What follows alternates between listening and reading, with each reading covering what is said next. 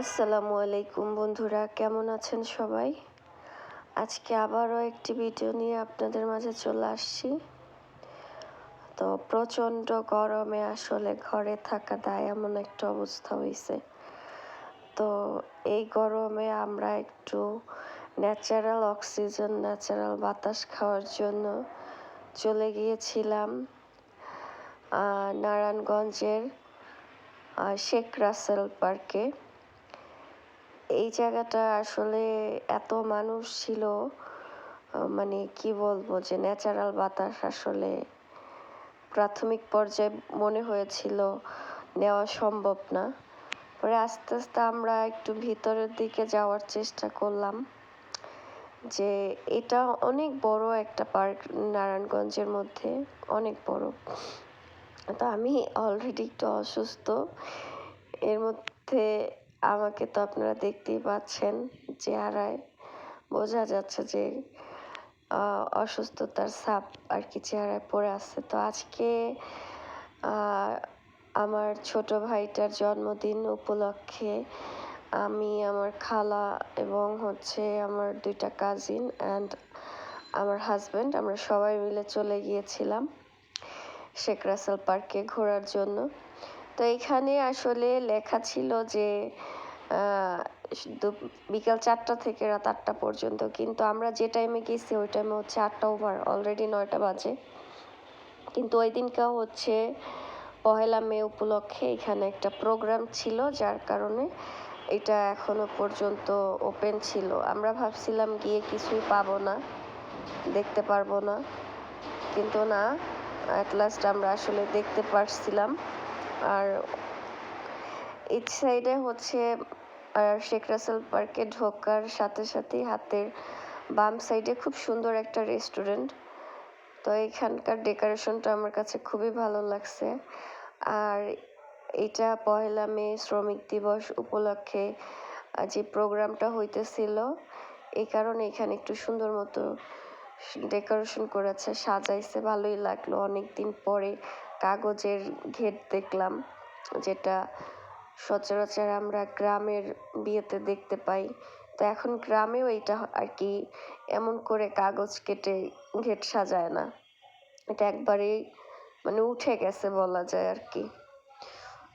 তো এখানে লেকের পাড়ে যে জায়গাটা, এই জায়গাটায় অসম্ভব বাতাস ছিল। মানে মূল কথা গরমে এই জায়গাটা সবার জন্য মানে খুব ভালো একটা প্লেস। এখানে গিয়ে ফ্যামিলির সাথে খুব ভালো সময় কাটানো যায় এবং অনেক সুন্দর ন্যাচারাল বাতাস ছিল। তা আমি আর আমার খালা, তো আমরা দুজনে একটু ছবি তোলার জন্য প্রিপারেশন নিচ্ছিলাম যে একটু ছবি তুলবো, কিন্তু সে ছবি তো তুলতে গিয়ে ছবি আর তোলা হলো না। আমরা আবারও এখান থেকে নেমে চলে আসলাম এই সাইডে। এখানে খুব ভালো একটা রেস্টুরেন্ট ছিল, অবশ্যই এটা অপোজিট সাইডে, বাট ওটার ডেকোরেশনটাও অনেক সুন্দর ছিল। মানে এইখানে কিন্তু মানে সব এজের মানুষই এইখানটাতে আছে, কারণ মনে হইতেছিল এই দিনটা মানে যত বাতাস আছে সব শেখ রাসেল পার্কে ছিল, এরকমের একটা অবস্থা। অসম্ভব বাতাস ছিল এখানে। আর এখানে গিয়ে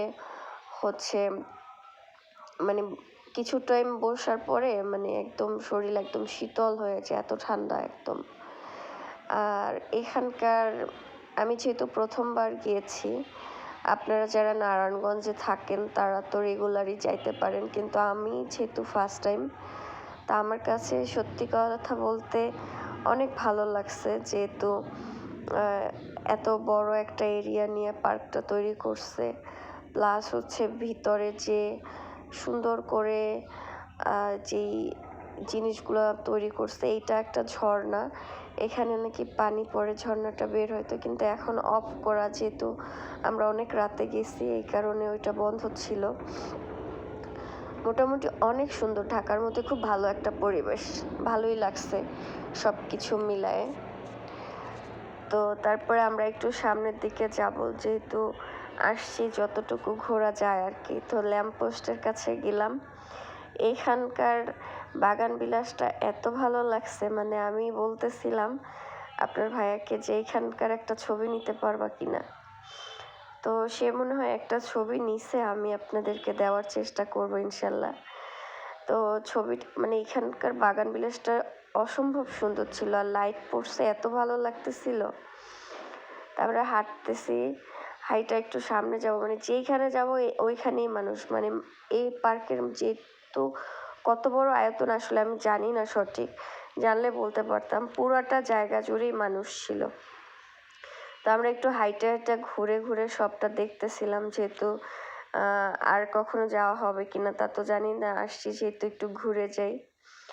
তো এইখানে এই পাহাড়ের মতো জায়গাটা ভালোই লাগছে, যে মনে হচ্ছে এখানে একটা পাহাড়, কিন্তু আসলে এটা হচ্ছে উপরেও একটা খেলার মাঠ। তো আমার কাজিনও এখান থেকে উঠে চলে গেছে, আন্টি তো আসলে ওকে উঠতে দিবে না, তারপরেও উঠে চলে গেছে। আমারও ইচ্ছা ছিল আমি একটু উপরে উঠবো, উপরের জায়গাটা দেখবো। সবাই ওইখানে গিয়ে একটু সেলফি টেলফি নিচ্ছে, নিচের মানুষগুলো একদম ছোট ছোট। তা আমি যেহেতু যাইতে পারি নাই, তো আপনাদের ভাইয়া চলে গেছিল, তো সেখানে একটু ভিডিও ফুটেজ নিচ্ছে, সেটা আপনাদেরকে দেখাচ্ছি। তো নিচ উপর থেকে নিচটা কত ছোট ছোট লাগে সবাইকে, মানে অনেকটা উঁচু ছিল এই জায়গাটা, পাহাড়ের মতনই ভালো লাগতেছিল। যেহেতু উপরে আমি উঠতে পারিনি, আপনাদের ভাইয়া উঠছিল। তো সব মিলায় কিন্তু দেখেন মোটামুটি অনেক মানুষজন উঠে গেছিল, ওই সাইড থেকে ওঠার ব্যবস্থা ছিল।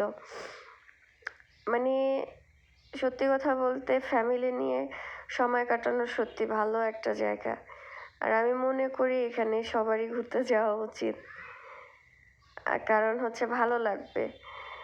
ঢাকার মধ্যে যারা আমরা বসবাস করি তারা আসলে ঘোরার জায়গাটা খুব একটা পাই না বললে চলে। এরকমের মনোরম পরিবেশ, তারপরে হচ্ছে সবুজ, মানে লেকের পার্ক, এগুলো আসলে তেমন একটা পাওয়া যায় না। বাট এই জায়গাটা কিন্তু একত্রেই সব কিছু পাওয়া যাচ্ছে, এরকমের একটা জায়গা।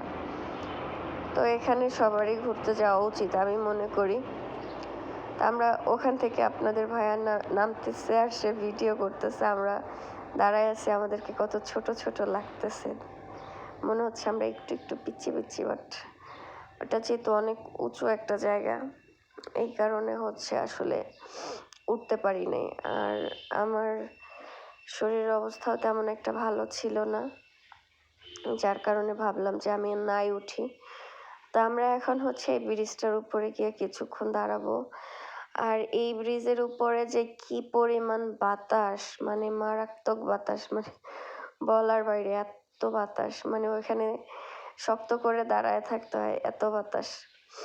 আর এইখানে মানুষজন যে যেমনে পারছে তেমনি বসে পড়ছে, শুয়ে পড়ছে, এমন একটা অবস্থা। মানে বললাম না, নারায়ণগঞ্জের যত বাতাস আছে মনে হচ্ছে যেন সব এই ব্রিজটার উপরে, অসম্ভব বাতাস ছিল। ঢাকার মধ্যে সত্যি এরকমের মনোরম পরিবেশ আমি এর আগে কখনো দেখি নাই। আর এই রকমের বাতাস, মাশাল্লাহ, আল্লাহর প্রকৃতির সৌন্দর্য, ন্যাচারাল অক্সিজেন, এইগুলা সত্যি অসাধারণ। তারপরে এইখানে দাঁড়াইতে খুব ভয় করতেছিল, মনে হচ্ছিল যেন নিচে পড়ে যাব, মোবাইল টোবাইল সব পানির মধ্যে পড়ে যাবে, এরকমের একটা অবস্থা।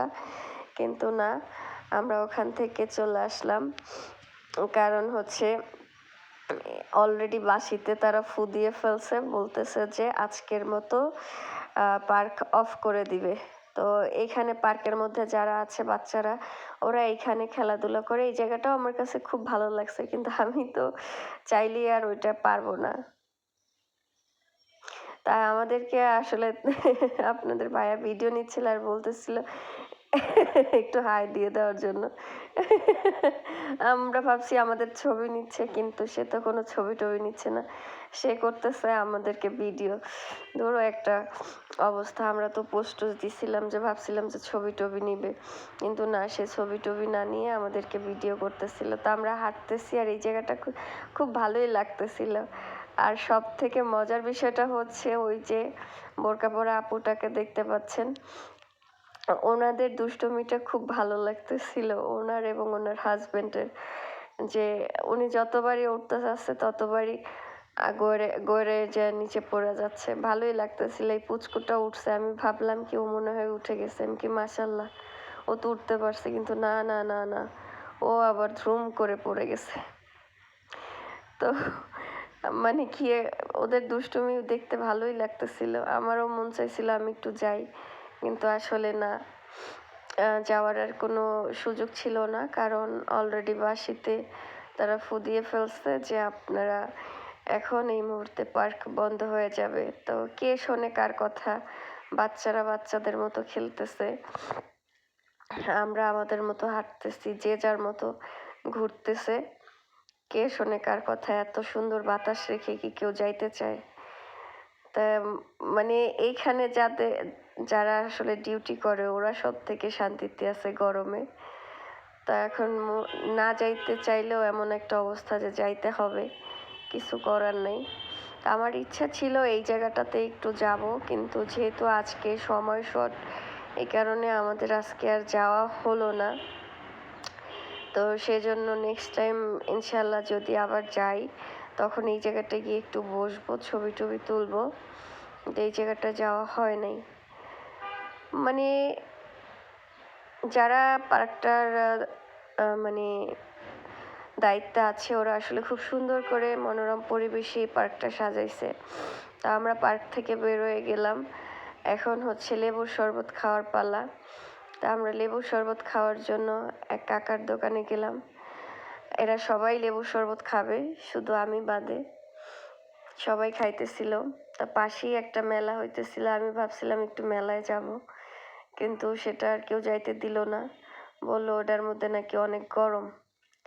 এখানে ডাব রাখা, কিন্তু ডাব না খেয়ে সবাই খাইতেছে খাইবে সবাই, লেবুর শরবত খাবে। যে মানে যে কয় গ্লাস খাইতে পারে সবাই সবার মতো করে খাবে। এই মসজিদের মিনারটা আমার কাছে খুব ভালো লাগছে, মসজিদের মিনারটা নেওয়ার জন্য ট্রাই করতেছিলাম, কিন্তু হচ্ছিল না। এখানে বিক্রি করতেছে কে? লেবুর শরবত বিক্রি করতেছে কে? দেখতে পাচ্ছেন সবাই, লেবুর শরবত বিক্রি করতেছে আপনাদের একমাত্র দুলাভাই। সে বলতেছে কার কত গ্লাস লাগবে আমাকে বলেন। মানে সে নিজে যে খাবে, সে খাওয়ার জন্য বসে পড়ছে, সেটা আর বলে না। এই ফুলটা কেনা হয়েছে আমার ভাইয়ের জন্মদিন উপলক্ষে, সে আমাকে দিতে চাইতেছে, বলতেছে না দেওয়া যাবে না, এটা তার শালার জন্য কিনেছে, এজন্য আমাকে আর দিল না, না দিয়ে নিয়ে গেল। তো এরপরে আমরা এখানে লেবুর শরবত খাওয়ার জন্য সবাই ওয়েট করতেছিলাম। আর ঠান্ডার সময় মানে গরমে লেবুর শরবত সবারই অনেক পছন্দ। তো লেবুর শরবত খেয়েই মানে আমার বড় ভাই, ওটাও আমার কাজিন, ও আমাদেরকে একটুতে চা বাওতে নিয়ে গেল। তো চা বাওতে যায় আমাদের যা অবস্থা হয়ে গেছে, আমাদের অবস্থাও চা বাও হয়ে গেছে, এরকমের একটা ব্যাপার স্যাপার। তো গেলাম, লেখাই আছে চা বাও, স্বাগতম, প্রবেশ করুন, কিন্তু চা বাবোটা কি? যাইতে তো আসি। তো হাঁটি হাঁটি পা পা করে 2 তলা 3 তলা পাইয়া চা বাওতে উঠলাম। এখন আমরা প্রবেশ করব চা বাওতে। এখান থেকে রমণীরা সব নেমে গেল, আমরা কোথায় বসবো, টেবিল তো কোথাও খুঁজে টুজে পাচ্ছি না। ওদিকে এক মহিলা আমাদেরকে দেখেই হাইসে টাইসে দিল, আর এই ভাই যে রাগান্বিত হয়ে তাকায় আছে, মনে হইতেছে রে বাইরে ভাই শেষ, অবস্থা খারাপ। তা আমরা পাইলাম একটা টেবিল কোনো মতে। তো আমরা যেহেতু লোকজন বেশি ছিলাম, তো এত ছোট টেবিলে তো আমাদের হবে না। তা আমরা বললাম এটা ক্লিন করে দিয়ে আমাদের 2টা টেবিল অ্যাড করে দিতেছে, অ্যাড করে দিলে এইখানে আর কি আমরা বসবো। তো 2টা টেবিল অ্যাড করে দেওয়ার পরে বসছি আমরা, যেহেতু আমরা লোকজন বেশি। এখন আমাদের কাছে চলে আসবে একজন ওয়েটার, ওই আপু আমাদেরকে দেখে লুকায় লুকায়, কেন যে দেখে বলতে পারতেছি না। আমাদের সাথে যে 2জন আছে, একটা তো হাজবেন্ড আর একটা হচ্ছে কাজিন, এদেরকে দেখে তো লাভ নাই। আর 2জন আছে ছোট ছোট, আমরা ভাবতেছি কার দিকে তাকাইতেছে। আর এটা হচ্ছে আমার ছোট ভাই, ও আমার কাজিন। আমি ফাঁকে একটু আমার ভিডিও নিয়ে নিছিলাম যে আমাকে দেখেন আপনারা কি অবস্থা, আমি অসুস্থ মানুষ, আমাকে নিয়ে গেছে ঘুরতে। তো চা বাওয়ার মেনু কার্ড আমাদের হাতে দিল, মেনু কার্ড দিয়েই বলতেছে নিচের উপরের কিছু নাই, নিচের 3টা আছে, আর নিচের 3টাতে সব চিকেনের চিকেন বল অমুক তমুক সমুক, এটা আর আমরা কিছু খাইলাম না। আমরা ওইখান থেকে শুধু ঠান্ডা খেয়ে বেরোয় আসলাম। বেরোয় এসে আমরা এখানে পাইলাম সিজনালি ফল তাল। তো যেহেতু পানি তাল আমাদের সবারই পছন্দ, তো আমরা এখান থেকে পানি তাল নিয়ে নিলাম, কারণ এটা আমাদের কাছে সত্যি অনেক পছন্দের। আমার তো সবসময় পছন্দের, আমি অলরেডি বলছি আমাকে একটা দেওয়ার জন্য, আর আমাকে যেটা দিছে আপনাদের ভাইয়া ওইটা খুঁটাখুটি করতেছে, আমাকে একটু পরিষ্কার করে দিবে যাতে আমি খাইতে পারি। তো চাবাও রেস্টুরেন্টে যারা যাবেন তাদেরকে একটু সতর্ক করে দেয়, ওইখানে আসলে ব্রয়লার মুরগির কিছু চিকেন চাপ চিকেন বল ফ্রাইটাও ছিল না, মানে এইগুলা ছাড়া আর কিছুই নাই, চাবাতে কিছুই নাই। আমার কাছে চাবার রিভিউ চাইলে আমি বলবো ভেরি ব্যাড রিভিউ। ওদিকে আপনাদের ভাই আমাকে ঠাইসে ঠাইসে তালের বিচি খাওয়াচ্ছিল, তো আমি খাইলাম একটু, মানে আমার অবস্থা দেখেন, আমি মাথায় তেল লেপটায় দিয়ে একদম অবস্থা খারাপ। তো আমরা এইখানে একটু হাইটা সামনে গেলাম, দেখলাম কি মুরব্বীরা সুন্দর করে কোডে লুডো খেলতেছে। ভাই আমার দেখা না সেই মজা লাগছে, কিন্তু ভিডিওটা নিতে গেছি পর তারা একটু বিরক্ত হয়েছিল, তো কিছু করার নাই, এত সুন্দর মনোরম পরিবেশ আর এরকমের কোডে লুডো খেলে দেখে আর লোভ সামলাইতে পারলাম না, ভিডিওটা নিয়ে নিলাম। তা এখন আমরা বন্দরের দিকে চলে আসছি, আর এইটা হচ্ছে আমাদের কাছে সব থেকে মানে আকর্ষণীয় একটা বিষয়, সেটা হচ্ছে এই যে নদীর মধ্যে আমরা এখন ওই যে ছাউনিওয়ালা নৌকা পার হব, নদী শীতলক্ষা নদী পার হব নৌকায় করে। তা আমরা যাচ্ছি আর নৌকায় উঠে পড়লাম। এদিকে আপনাদের সবাই উঠে পড়ছে, আমি একটু লেট করতেছি, আমি একটু ভিডিওটা নিচ্ছিলাম যে এই রকমের সুন্দর একটা মনোরম পরিবেশ কে কে ঘুরতে চান। আমার কাছে এই টাইপের নৌকাগুলো খুব ভালো লাগে, আর এই টাইপের নৌকা চড়তেও অনেক ভালো লাগে। তো অলরেডি আবিরের অবস্থা সবাই দেখতেই পাইছেন। তো আমরা শীতলক্ষা পার হচ্ছি, এই নদীটা পার হইতে বেশি একটা সময় লাগে না। এই রকমের ছাউনিওয়ালা নৌকা রিজার্ভ করে গেলে কত টাকা লাগে আমি আসলে সঠিক জানি না, আর ওই সাইড থেকে যারা যাচ্ছে ওনরা হচ্ছে ট্রলার করে পার হবে। তো আজকে আমাদের মানে ঘোরার ইয়াটা অসম্ভব একটা সুন্দর একটা ছিল, আর এদিকে তারা নৌকার মধ্যে বসে মারামারি করতেছে দেখে আমি ভাবলাম আয় হায়, নৌকার মধ্যে মানুষ ঘুরতে বেড়ায় কি সুন্দর মুড নিয়ে, এরা মারামারি করে কেন? এদের মারামারি দেখে তো আমার অনেক খারাপ লাগলো। তারপরে ভাবলাম নিশ্চয়ই কিছু হয়েছে এই জন্য মারামারি করতেছে। মেয়েটাকে বলতে শুনলাম যে তুই আবারও মারতেছিস, এরকমের কথাবার্তা। তো আমরা শীতলক্ষা পার হইতেছি, আর এই শীতলক্ষা পার হইতে যে কি ভয় লাগছে যা বলার বাইরে। যতবারই এই শীতলক্ষা পার হই ততবারই প্রচণ্ড ভয়ে আতঙ্কে থাকি, কিন্তু কিছু করার নাই, তারপরও পার হওয়ার চেষ্টা করি। ওদিকে আপনাদের ভাইয়ের অবস্থা দেখেন, বাতাসে সে একদম হাহাকার অবস্থা, মানে সে কি যে প্রাণ খুলে শীতলক্ষার বাতাস খাইতেছে। আজকের এই ঘোরাঘুরি আপনাদের কার কার কাছে ভালো লাগছে, আর ফ্যামিলির সাথে টাইম দিতে কার কার ভালো লাগে অবশ্যই কমেন্ট করে জানাবেন। আর আমাদের পেজে যারা এখনো পর্যন্ত লাইক ফলো করেন নাই অবশ্যই লাইক ফলো করে দিয়ে রাখবেন। অ্যান্ড আমাদের ভিডিওগুলো পেতে হলে সবসময়ের জন্যই আমাদের পেজে অ্যাক্টিভ থাকবেন, আর নোটিফিকেশনগুলো চালু রাখবেন। আর যারা যারা আমাদের পেজে এখনও পর্যন্ত লাইক ফলো দিয়ে রাখেন নাই তাদেরকে অনুরোধ করছি please please please like follow করে রাখবেন। আজকের মতো সবার কাছ থেকে বিদায় নিচ্ছি, আল্লাহ হাফেজ, আসসালামু আলাইকুম।